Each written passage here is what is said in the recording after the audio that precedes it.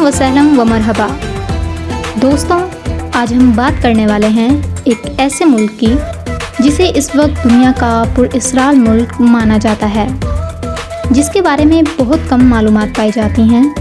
یہ ایک ایسا ملک ہے جس میں ہر چیز اس کے حاکم کی مرضی سے چلتی ہے۔ یہاں جینز پہننے پر، لمبے بال رکھنے پر قوانین ہیں۔ اس کی بیوی کے لیے کیا قوانین بنائے گئے ہیں، اور اب اس ملک کے حاکم کو اپنی چھوٹی بہن کا رشتہ درکار ہے۔ اپنے بہنوئی کے لیے کیا انعام و اکرام کا اعلان کیا گیا ہے۔ دوستوں، میں ہوں آمنہ جبی اور آپ دیکھ رہے ہیں آمنہ ٹی وی۔ ہمارے دیکھنے والوں کو خوش آمدید۔ اگر آپ ہمارے اس چینل پر نئے ہیں تو سبسکرائب کے بٹن کو کلک کریں تاکہ آپ کو مزید ایسی معلوماتی دلچسپ ویڈیوز ملتی رہیں۔ تو چلیے شروع کرتے ہیں۔ نارتھ کوریا، جس کو اردو زبان میں شمالی کوریا بھی کہا جاتا ہے، اس کا official name democratic people republic of Korea ہے۔ شمالی کوریا اور جنوبی کوریا اسے بین الاقوامی اصطلاح میں استعمال کرتے ہیں۔ شمالی کوریا کا کیپٹل شہر پیونگ یانگ ہے۔ یہ largest city of north Korea بھی کہلاتا ہے۔ اس کا بلند ترین مقام منچوریا کے قریب ہے۔ شمالی کوریا کی سرحد ایک فعال آتش فشاں ہے۔ اس کی بلندی 2744 میٹر ہے، یعنی 9003 فٹ ہے۔ اس کا پست ترین مقام سی آف جاپان ہے۔ نارتھ کوریا مشرقی ایشیا کا ایک ایسا ملک ہے جو جزیرہ نما کوریا کے شمالی حصہ پر واقع ہے۔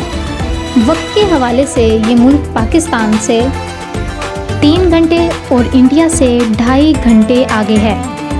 شمالی کوریا پاکستان سے 5305 کلومیٹر اور انڈیا سے 5064 کلومیٹر کی دوری پر واقع ہے۔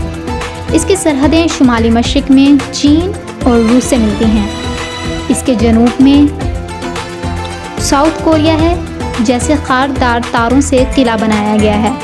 اس کے ملحقہ جزائر پر شمالی اور جنوبی کوریا کا تنازع چل رہا ہے۔ اس کے مشرق میں جاپان اور بحر جاپان شامل ہے، اور مغرب میں مغربی بحر الکاہل موجود ہے۔ بحر روم کی طرح اس میں بھی مد و جزر موجود نہیں۔ اس کی قومی زبان کورین ہے۔ اس ملک کا سپریم لیڈر کنگ جونگ گونگ ہے، جس کی عمر 34 سال ہے، جس کا خاندان کئی سال سے کوریا پر حکومت کر رہا ہے۔ اس کا دادا شمالی کوریا کا بانی تھا، جس کی ڈیڈ باڈی کو ایک شیشے کے تابوت میں رکھا ہوا ہے۔ اس بات سے اندازہ لگایا جا سکتا ہے کہ اس خاندان کے علاوہ کوئی اور حکومت کے بارے میں سوچ بھی نہیں سکتا۔ 2011 میں اپنے باپ کنگ جون ایل کی وفات کے بعد کنگ جون ان شمالی کوریا کا حکمران بنا۔ ملک کا نظام حکومت ایک جماعتی ہے۔ ملک میں حکومتی الیکشن برائے نام ہوتے ہیں۔ یہ الیکشن بڑے دلچسپ ہوتے ہیں۔ کنگ جون ایل کے خلاف ووٹ ڈالنے والوں کو اسپیشل بورڈ میں لے جایا جاتا ہے، اور اس ووٹر کو بتانا پڑتا ہے کہ وہ کیوں اس خاندان کے خلاف ووٹ ڈال رہا ہے۔ اس بات کا ثبوت یہ ہے کہ کنگ جون ان 100% ووٹ لے کر جیت جاتا ہے۔ اسی میں بھی کنگ جونگ ان کے خلاف ووٹ ڈالنے کی ہمت نہیں ہوتی۔ اب بات کرتے ہیں یہاں کے لوگوں کی۔ اس ملک کے لوگ دوسرے ملک کے لوگوں سے بالکل کٹے ہوئے ہیں۔ اس ملک کے لوگوں کو کچھ علم نہیں باہر کی دنیا میں کیا ہو رہا ہے۔ اس ملک میں صرف 5 چینل چلتے ہیں، جس پر ہر وقت کنگ جون ان کے فضائل بیان کیے جاتے ہیں۔ کنگ جون ان اس وقت دنیا کا سب سے طاقتور انسان ہے، جس کے پاس ایک وقت میں کئی عہدے ہیں۔ یہ اس ملک کا سربراہ ہونے کے ساتھ ساتھ فوج کا سپریم لیڈر بھی ہے۔ آرمی کا سپریم لیڈر کمانڈو ہونے کی وجہ سے بعض اوقات اس مارشل بھی کہا جاتا ہے۔ کنگ جون ان دنیا کا ایک طاقتور لیڈر ہونے کے ساتھ ساتھ ایک خاوند بھی ہے۔ اس نے چند سال قبل ایک خوبرو خاتون سے شادی کی، کیونکہ نارتھ کوریا میں پرائیویسی کسی بھی ملک سے زیادہ ہے۔ اس لیے یہاں کا میڈیا اس ملک کے سپریم لیڈر اور اس کی پرائیویٹ زندگی کو بالکل بھی پبلک نہیں کرتا۔ کنگ جون اون نے اپنے ملک کے ساتھ ساتھ اپنے گھر میں بھی چند قوانین وضع کیے ہوئے ہیں۔ یہ قانون خاتون اول کے لیے بنائے گئے ہیں۔ بہت سے لوگوں کے لیے یہ قانون ناپسندیدہ ہوں گے، مگر خاتون اول کو ان قوانین پر ہر حال میں قائم رہنا پڑتا ہے۔ تو سب سے پہلے بات کرتے ہیں ان کے خاندان کے بارے میں۔ اس کے والد ایک پروفیسر اور ان کی والدہ ایک گائنیکالوجسٹ ہیں، مگر قانون اور مصروف اوقات کی وجہ سے یہ اپنے والدین سے مل نہیں سکتی۔ خاتون اول ہونے کا اہم اصول یہ ہے کہ اس کی زندگی کو اتنا سیکرٹ کیا گیا ہے کہ اپنے والدین کو سالوں تک نہیں ملتی۔ اس کے علاوہ ان کے خاندان کو حکومت کی جانب سے بہت زیادہ چھپایا جاتا ہے۔ دنیا کے سبھی کلچر میں یہ روایت عام ہوتی ہے کہ شادی کے بعد اپنا پرانا نام منسوخ کر کے تبدیل کر لیتی ہیں، مگر یہاں خاتون اول کو ایک اہم اصول سے گزرنا پڑتا ہے۔ ان کے نام کے ساتھ ان کے خاوند کا نام تو نہیں لگایا جاتا، بلکہ اس کا پورا نام تبدیل کر دیا جاتا ہے۔ پرائیویسی کے نقطۂ نظر سے ان کے ماضی کو چھپانے کے لیے ان کو ایک فرضی نام دیا جاتا ہے۔ اب تک کسی کو یہ بھی نہیں پتا کہ ان کا اصلی نام کیا ہے۔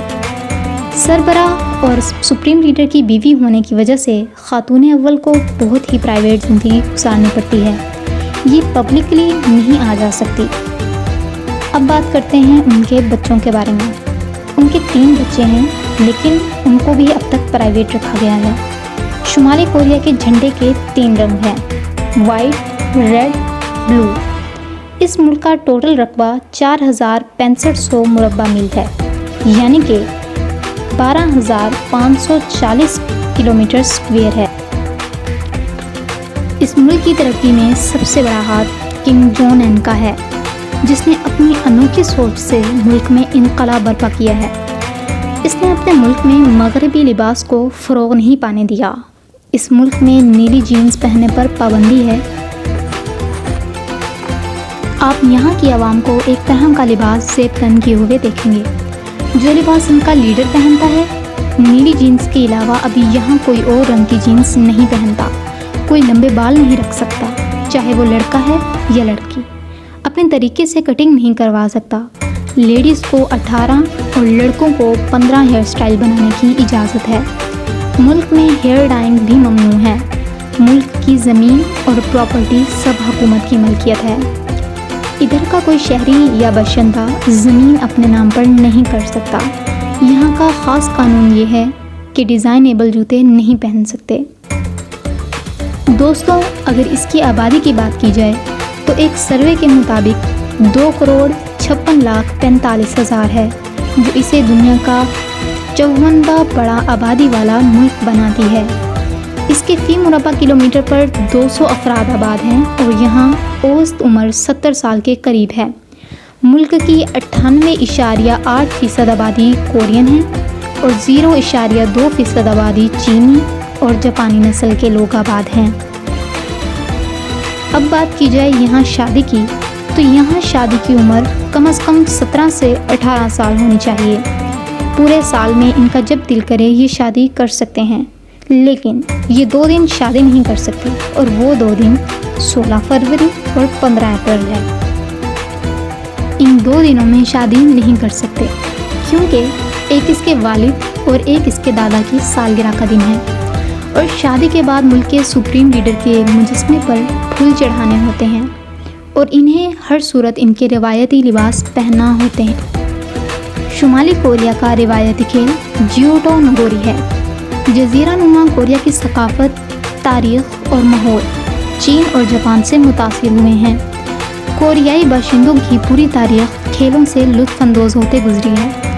ملک کے جانور کے بارے میں بات کی جائے تو اس ملک کا قومی جانور کوئی بھی نہیں۔ چولی میں کو قومی جانور سمجھا جاتا ہے۔ سائبیرین شیروں کو کوریاؤں کی غیر سرکاری علامت سمجھا جاتا ہے۔ یہ کوریا کے عوام اور قوم کی نمائندگی کرتا ہے۔ اس کا نیشنل ڈاگ پرنگ سونگ کہلاتا ہے۔ اور اب بات کرتے ہیں اس ملک کے موسم کے بارے میں۔ شمالی کوریا میں 4 مختلف موسم پائے جاتے ہیں۔